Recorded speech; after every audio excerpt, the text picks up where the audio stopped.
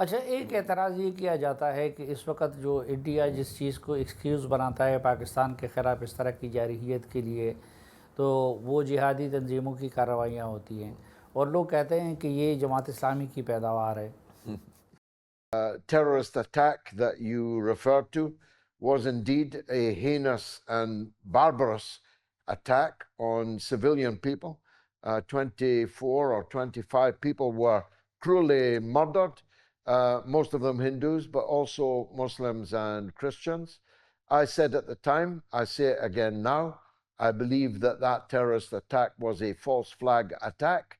I do not believe the story that the government of India gave, but that doesn't mean I want there to be a war between India and Pakistan. On top of all the other issues of poverty and development, of actual terrorism, infiltrated into Pakistan, for example, from Afghanistan over many decades, fostered by the policies of the empire. اب آتے ہیں اس point کی طرف جس کا شروع میں نے ذکر کیا کہ اس جنگ کی شروعات کی کیا وجہ ہوئی۔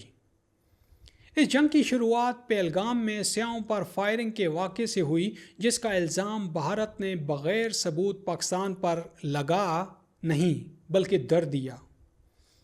قطع نظر اس کے کہ بھارت پاکستان کے خلاف خود کس دہشت گردی اور غارت گری کی کارروائیوں میں ملوث رہا ہے اور ہے، اس کی جانب سے لگائے جانے والے ہر الزام اور کیے جانے والے ہر گھناؤنے اقدام کو جواز پاکستان کی ماضی قریب کی مذہبی، سیاسی اور عسکری گٹھ جوڑ کی طرف سے اسلام کے نام پر بنائے اور پالے جانے والے نام نہاد جہادی گروپس اور ان کی سپورٹ تھی، جس نے بھارت کی طرف سے کی جانے والی دہشت گردی پر مبنی ہر کارروائی کو دنیا کی نظر میں نہ صرف ایک اخلاقی جواز فراہم کیا بلکہ اس کی غارت گری پر مبنی اس عمل کے نتیجے میں ہونے والی اموات اور تباہی کو کشن بھی کیا۔ یعنی اس کو انسانیت کے خلاف ایک مکروہ عمل کے بجائے ان پالے گئے عسکری جتھوں کی کارروائیوں کے خلاف معمول کے ریئیکشن کے طور پر دیکھا گیا۔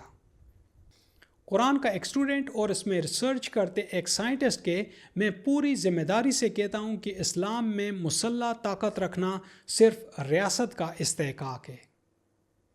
مسلح فوج بنانا اور رکھنا کوئی کاروبار نہیں ہے جسے دوسروں کے لیے فرینچائز کیا جا سکے اور مسلح جتھے بنائے جائیں اور جہاد کے نام پر ان سے کام لیا جائے۔ اب میں یہ بھی نہیں کہہ سکتا کہ آپ جانتے نہیں ہیں کہ قرآن کے اس قانون کو وائلیٹ کرنا کتنی بڑی تباہی لاتا ہے، کیونکہ وہ تباہی ہم نے دیکھی نہیں، بھگت رکھی ہے، بلکہ جانی، مالی اور رسوائی کی صورت میں مسلسل بھگت رہے ہیں۔ یہ کتابوں میں موجود تصور اسلام کی ہی تباہی ہے جس نے کئی تباہیوں کو جنم دیا۔ انسانی لکھی کتابوں میں پالے گئے اسلام کے تصور نے کس طریقے سے مسلمانوں کی تباہی کا سامان کیا، اسے الفاظ کی صورت میں بیان نہیں کیا جا سکتا۔ جنرل ضیاء الحق کا اندھا پن تھا جس نے ریاست کے پریروگیٹو یعنی ایکسکلوسیو رائٹ کو ایک بزنس سمجھ کر مدرسوں کو اس کے حقوق بیچ دیے۔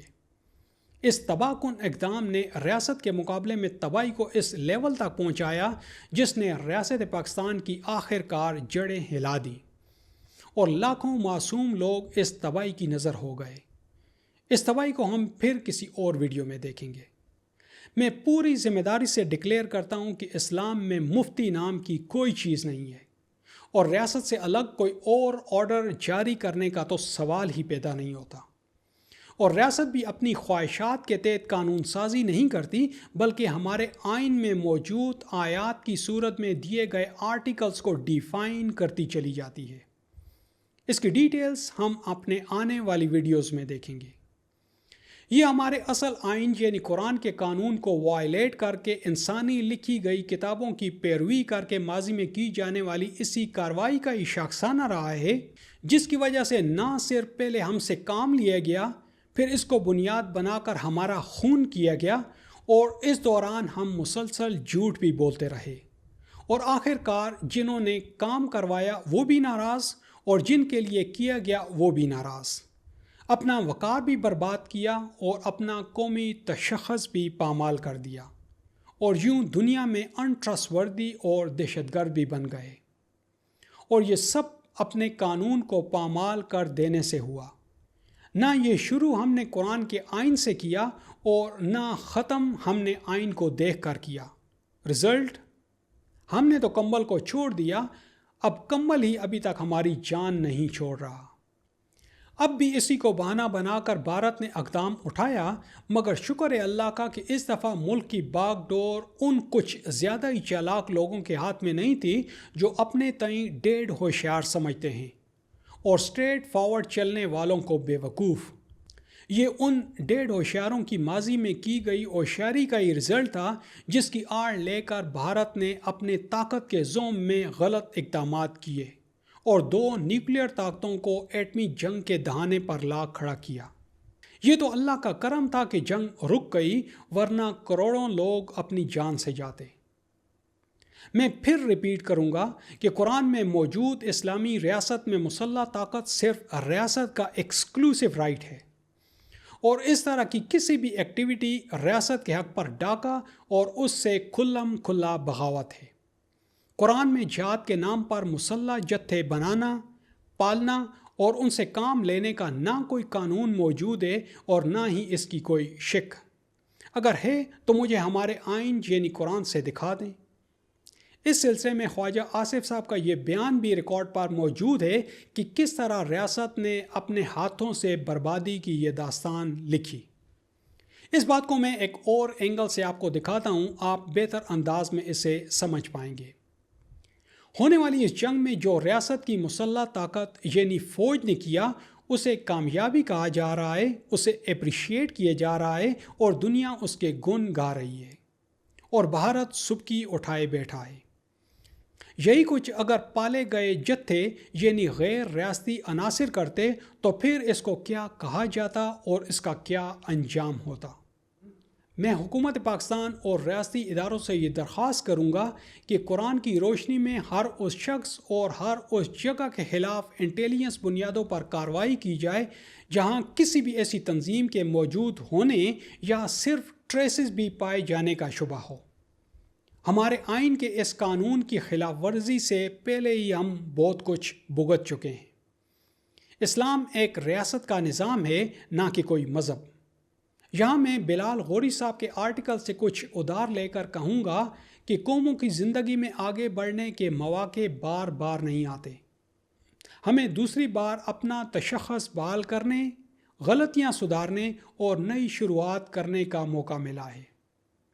میں کہوں گا کہ اگر ہم دنیا میں عزت چاہتے ہیں تو وہ اسلام ہی ہے، اور اسلام قرآن میں ہے، وہی بہترین نظام زندگی ہے۔ کیسے؟ اسے ہم اپنے آنے والی ویڈیوز میں دیکھیں گے۔ اور اب آخر میں یہ پوائنٹ کہ یہ جنگ بھارت کے خلاف بالکل نہیں تھی۔ بھارت نے پاکستان کے خلاف یہ جنگ لڑی، پر جہاں سے میں دیکھتا ہوں یہ جنگ بھارت کے خلاف بالکل نہیں تھی۔ اگر ایسا ہوتا تو پاکستان بدلے میں اس کی سویلین آبادی کو اسی طرح نشانہ بناتا جس طرح وہاں سے پاکستان کی عام آبادی کو نشانہ بنایا گیا، بلکہ یہ بالکل اسی طرح شیطانی ایلیمنٹس کے خلاف تھی جیسا یہ پاکستان کی سرحدوں کے اندر اور ہمارے افغانستان سے ملے بارڈر پر تخریبی عناصر کے خلاف کارروائی کی جاتی ہے۔ عام بھارت تو ایک خوبصورت ملک ہے اور اس میں لوگوں کی اکثریت پڑھی لکھی اور نستعلیق لوگوں پر مشتمل ہے۔ وہاں کے لوگوں کی اکثریت امن پسند اور انسان دوست لوگوں کی ہے۔ اگر ہم دنیا میں عزت چاہتے ہیں تو وہ اسلام ہی ہے، اور اسلام انسانی لکھی کتابوں میں نہیں، قرآن میں ہے، اور وہی بہترین نظام زندگی ہے۔ قرآن کے ایک اسٹوڈنٹ اور اس میں ریسرچ کرتے ایک سائنٹسٹ کے اس جنگ میں اسلام کے بتائے کچھ قوانین کے اطلاق کا میں نے مشاہدہ کیا اور انہیں آپ کے سامنے بیان کیا۔ مجھے امید ہے کہ اپنائے گئے ان قوانین کے اثرات نے آپ کو مایوس نہیں، متاثر ہی کیا ہوگا۔ میں یقین سے کہتا ہوں کہ ہم میں سے اکثریت نے جو سن رکھا ہے وہ قرآن کا پریکٹیکل اسلام نہیں، بلکہ کتابوں میں موجود اپنے اپنے اسلام ہیں جو ایک ریاست کے آئین کے طور پر ایکٹ کر ہی نہیں سکتے ہیں۔ میری عقل کی کسوٹی پر چیزوں کو پرکھتے لوگوں سے درخواست ہوگی کہ قرآن کے مختلف پہلوؤں کو بیان کرتی ان ویڈیوز میں آپ دیکھتے جائیں کہ قرآن کے کون سے قوانین ہیں جو کامن سینس پر مبنی نہیں اور نان پریکٹیکل ہیں۔ اور آخر میں کہنا چاہوں گا کہ اے میرے رب، یہ سب تیرا کرم تھا، یہ سب تیری رحمت اور مدد سے ہوا، یہ تیری آخری کتاب میں درج قوانین پر عمل پیرا ہونے کی برکات تھیں جس نے ہمیں کامیابی سے ہمکنار کیا۔ مالک، میں اس سب کے پیچھے تیری موجودگی کو محسوس کرتا اور دیکھتا ہوں۔ جس طرح تیرے آئین میں درج صرف چند قوانین پر عمل کرنے کی اتنی ظاہری اور پوشیدہ برکات تھیں کہ جن سے نہ صرف میدان میں موجود شر پسند زیر ہوئے بلکہ تیرے قانون کے عین مطابق دوسرے دشمن جنہیں ہم نہیں جانتے اور جنہیں تو ہی جانتا ہے وہ بھی پسپا ہوئے۔ آج پاکستان کے عوام خوش اور ان میں ایک نیا جوش اور ولولہ ہے جو صرف ان قوانین پر عمل کے نتیجے میں اثرات کی صورت میں ظاہر ہوا۔ جب تیری کتاب میں موجود دین اسلام یعنی سلامتی والا نظام حکومت نافذ ہوگا تو دنیا اور آخرت میں اس کے کیا اثرات مرتب ہوں گے۔ مالک، اس واقعے سے میں تیرے آخری رسول کے الفاظ جب وہ لوگوں کو اس دین کی دعوت دے رہے تھے کہ قولوا لا الہ الا اللہ تفلحوا، یعنی کہہ دو کہ لائق اطاعت قانون ساز کوئی نہیں صرف اللہ ہے، کامیاب ہو جاؤ گے، میں چھپی فلاح کو کسی حد تک دیکھ سکتا ہوں۔ مالک، ایسے رجال کار اٹھانے میں ہماری مدد فرما جو تیرے قرآن میں درج اصل اسلام کے لیے کسی سے ڈرے بغیر تیرے دین کے لیے کام کر سکیں۔ اپنا قیمتی وقت دینے کے لیے آپ کا بہت بہت شکریہ۔